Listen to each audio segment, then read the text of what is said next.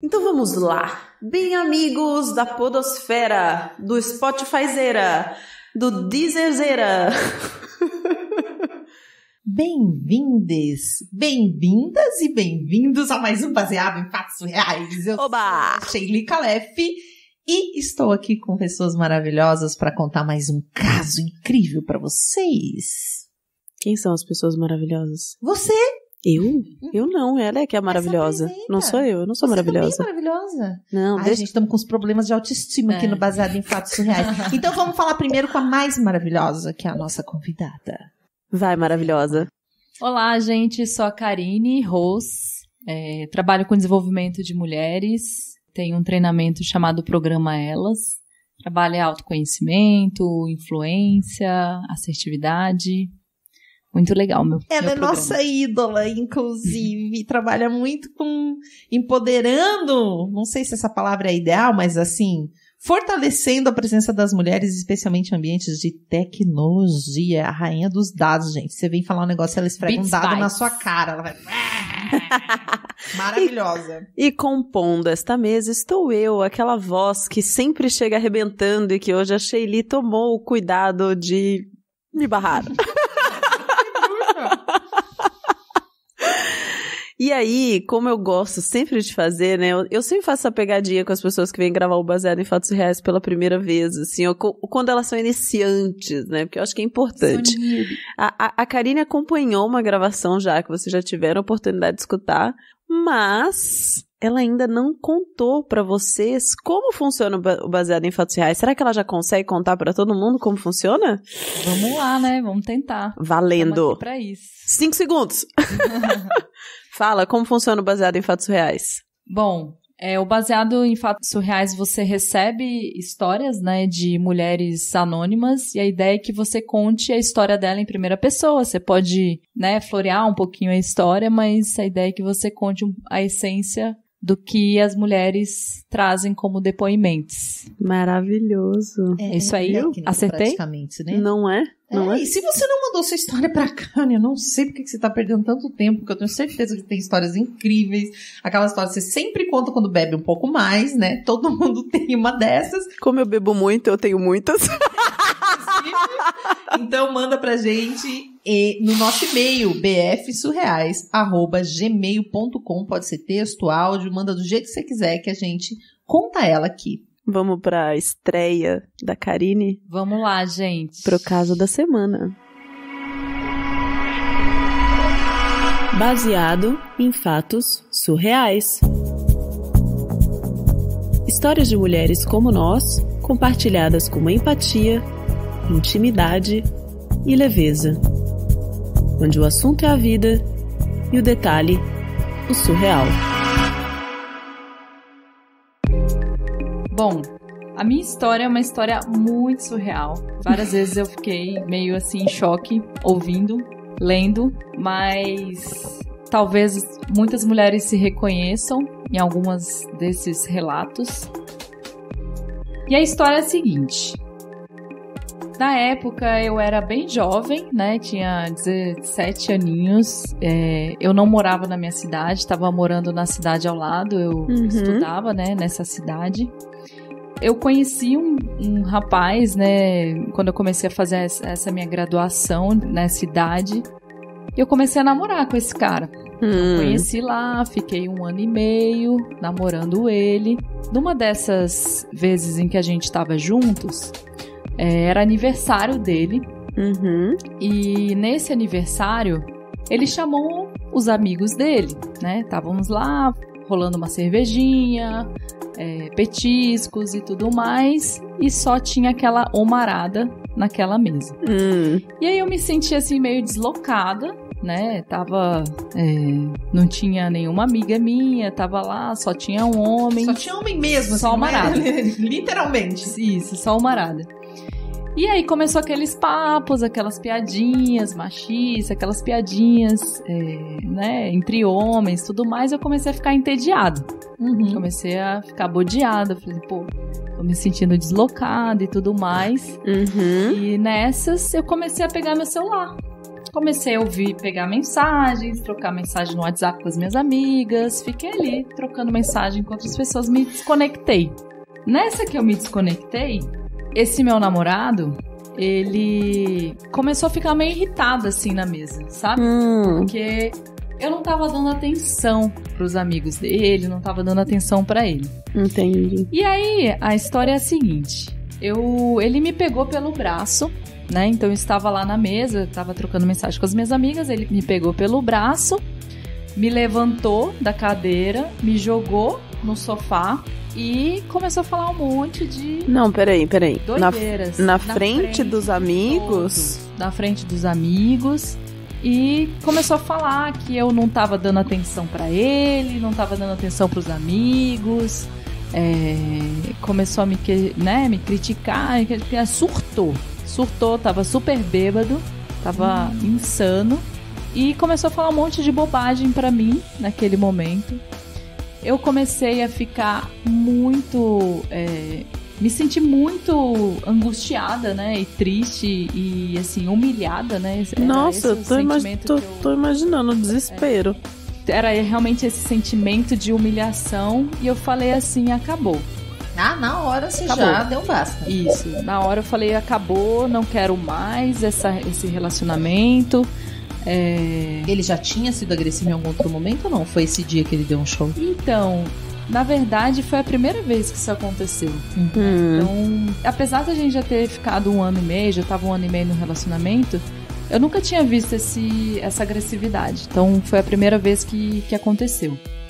Bom, aí, enfim, eu falei pra ele que eu não queria mais, que não ia rolar e tudo mais. E aí ele começou a implorar pra não terminar com ele. Começou a fazer um show, falando que me amava, que queria ficar comigo, que não queria que eu fosse embora, que eu deveria ficar lá, e etc, etc, etc. E aí começou a fazer algumas ameaças. Tipo... Tudo ali na frente de todo mundo, tudo ali. Parar. Tudo ali. Começou a fazer umas ameaças, dizendo que ia se matar. Nesse nível. Falando que queria se matar, que... Meu Deus do céu. Bom, e aí eu falei pra ele que eu queria sair, eu já tava com uma passagem comprada pra rodoviária, pedi pra ele me levar, né? Falei, acabou por aqui, me leva, né? Pode me levar.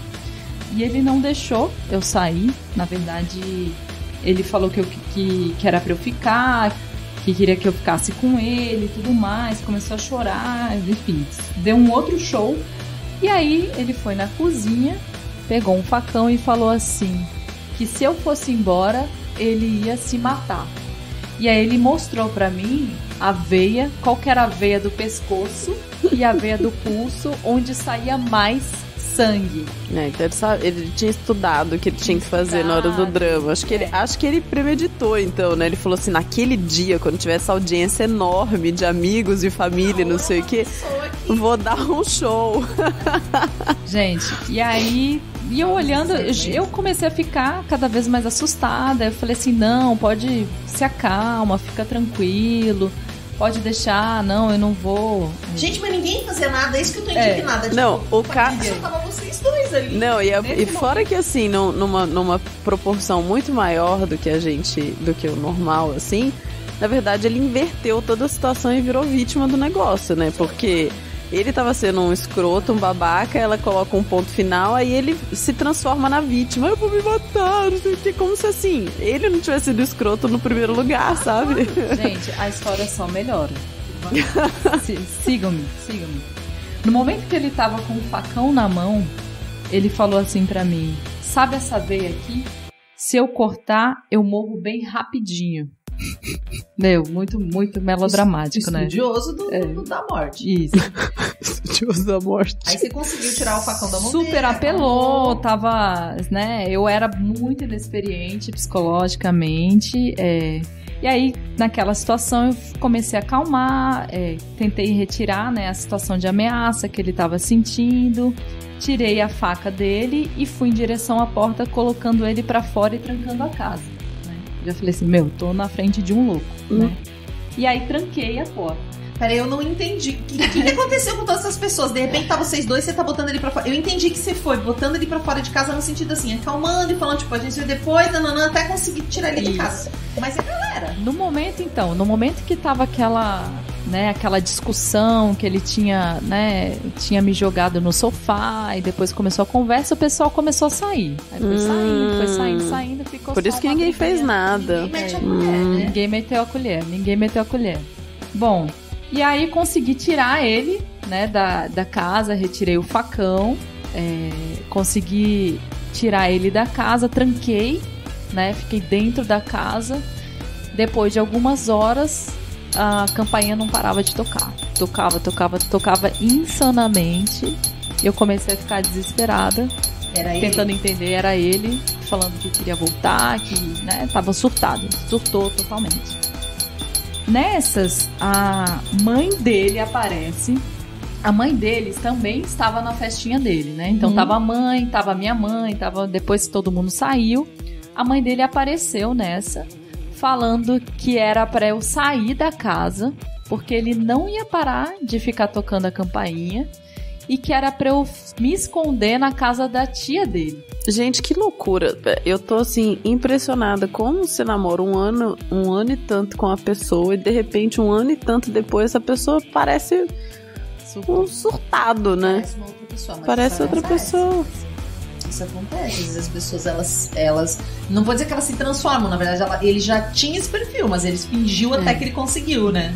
Então, ele fez um show quando ele tava lá tocando a campainha, falou que não ia sair. A sorte é que, assim, só tinham 6 andares o prédio, e era um prédio de estudantes, era final de semana, eles não estavam em casa.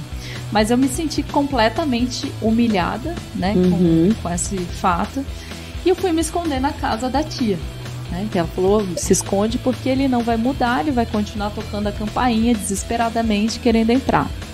Bom, eu fui pra casa da tia, dormi na casa da tia, fiquei lá, e aí no dia seguinte eu retornei, né, eu tinha já a viagem marcada, foi cancelada a viagem, voltei para casa dos meus pais e fiquei totalmente perplexa, fiquei aquele momento tentando entender o que aconteceu, né, fiquei bastante chateada com a situação, e aí chegou um momento que eu tive uma conversa com ele. Pessoalmente, assim?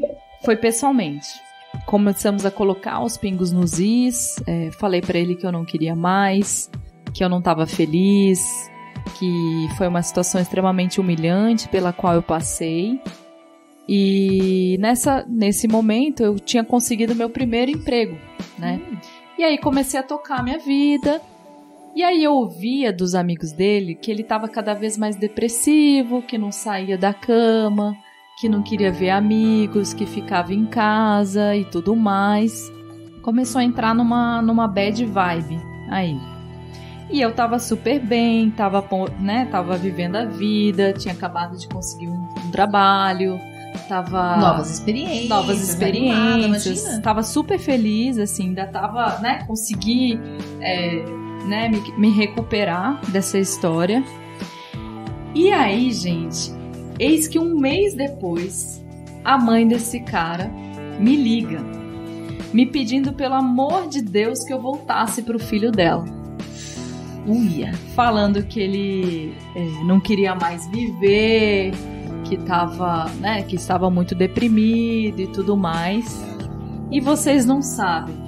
Fui lá conversar com ele, conversamos e a gente voltou. Meu Deus do céu, amiga! Tá aí o surreal. O surreal não é ele saber as veias. O negócio é que ela voltou com ele no final. Resumindo, gente, eu disse que voltaria. Isso mesmo. Eu falei pra ele que eu voltaria se ele começasse a levantar da cama, se ele se recuperasse, saísse dessa situação que ele tava. Bom, e aí voltamos a namorar. Um mês depois, tava juntos na cama, conversando e tudo mais. Eu vi que ele começou a trocar umas mensagens no celular. Eu comecei a achar estranho aquilo. Ele tava trocando umas mensagens, estava um pouco diferente. E aí eu peguei o celular dele, um momento que ele saiu da cama, e eu vi várias mensagens trocando com uma mulher. Ou seja, ele estava me traindo. Uau! Numa velocidade da luz. Numa velocidade, em um mês. E eu fiquei arrasada, porque já tinha passado por uma humilhação, tinha retornado, enfim, né, comecei a conversar. No fundo eu gostava dele, né? Claro, no fundo eu gostava dele. E tinha uma luz de que ele pudesse melhorar. Enfim, o cara começou a me trair, eu não percebi, não percebi a situação, a cena que eu fiquei exposta. E aí, gente, vocês não vão acreditar o que aconteceu. A gente começou a ter uma DR, uma discussão, né? Fiquei super chateada do cara estar me traindo e tudo mais. E ele simplesmente terminou comigo nessa história. Moral da história, gente. O cara simplesmente terminou comigo. E vocês não vão acreditar. No dia seguinte, olho no Facebook, fulano está em um relacionamento sério com o cicrano. Eu quis morrer. Sentiu a última, Me senti o cocô do cavalo do bandido.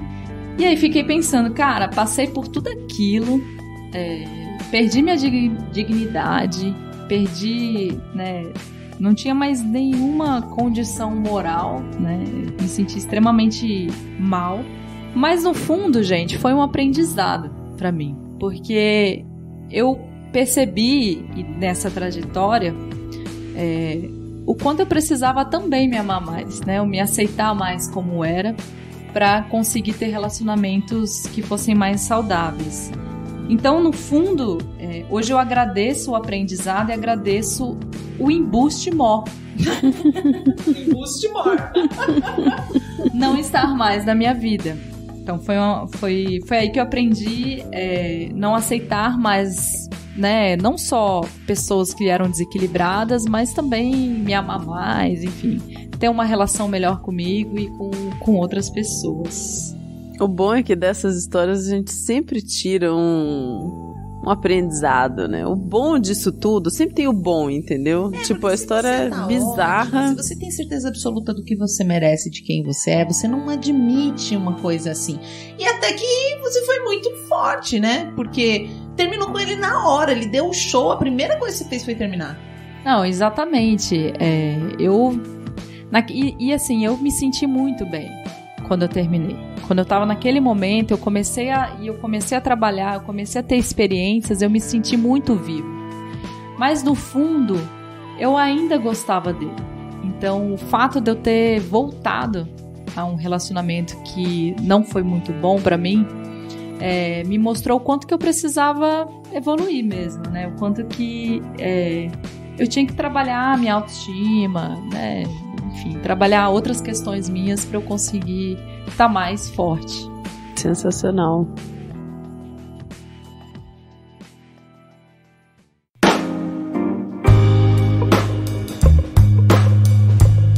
Muito obrigada a vocês que mandam história pra gente, que permitem que a gente compartilhe essas histórias aqui tão importantes, tão necessárias. Nossa, essa história é muito necessária, né? A gente fica passando 1000 filmes na nossa cabeça.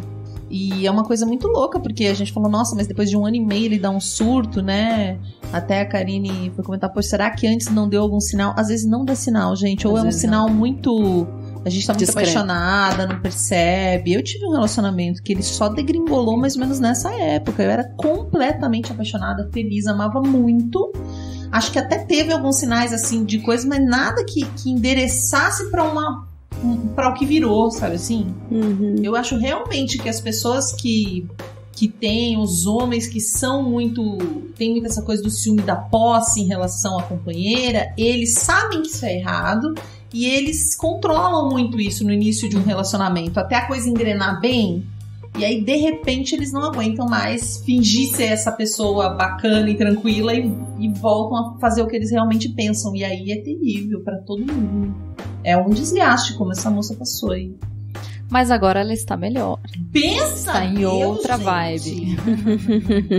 Ai, que bom. Se você tem uma história pra contar, manda pra gente. Essa história pode ser de qualquer tipo, não tem limite. Pode ser uma história alegre, uma história triste, uma história pesada, uma história muito leve, muito divertida. Pode ter sacanagem, a gente adora contar história de sacanagem. Mentira, só a Marcela, eu sou totalmente pudica.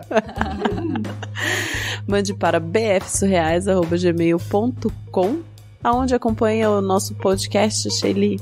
No Spotify, no Deezer e no nosso site bfsurreais.com.br. E você, além de acompanhar o nosso site, você pode acompanhar a nossa querida convidada nas redes sociais dela e dos seus projetos, que são vários. Dos meus projetos? Sim! Opa! Então, Instagram, Karine_Ros, ROOS, e o programa Elas, que é o meu programa de liderança para mulheres, que é Programa_Elas. Aí queria agradecer aí a participação da Sheili e Marcela, obrigada aí pela oportunidade. Opa! Pegou uma história que pra você foi difícil, né? Porque a gente coloca as pessoas em prova de fogo aqui, já no primeiro baseado em fatos reais já é assim, ó. Acompanhe Mulheres Podcasters. E até o próximo Caso Surreal.